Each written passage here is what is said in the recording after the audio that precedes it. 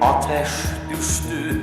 Yanar ha yanar yanar, ümit gönlümün ekmeği.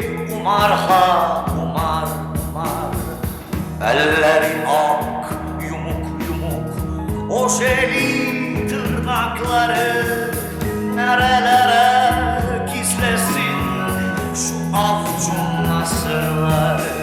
Otomobili tamire geldi dün bizim tamirhaneye. Görür görmez vurularak başladım ben sevmeye. Ayağımda uzun etek, dalga dalga saçları.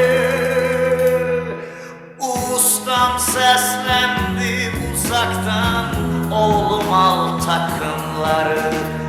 Ustam seslendi uzaktan, oğlum al takımları. Bir romanda okumuştum buna benzer bir şey.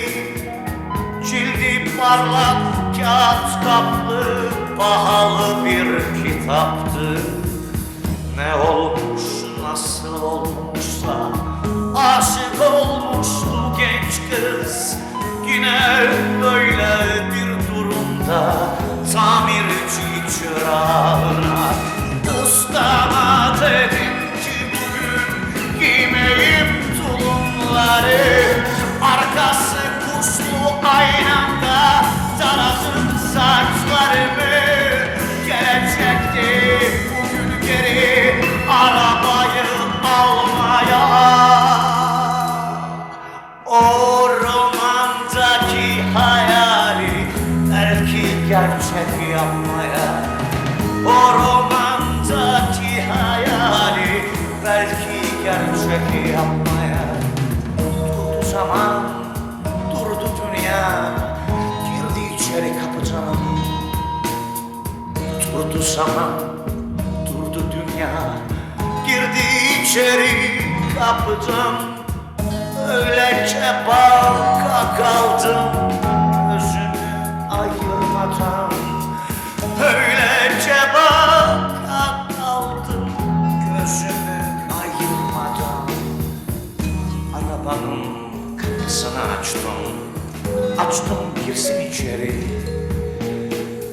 Arabanın kapısını açtım girsin içeri. Kalktı hilali kaşları, sordu kim bu serseri.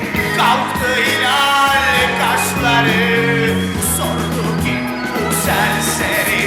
Çekti gitti arabayla, egzosuna boğuldu.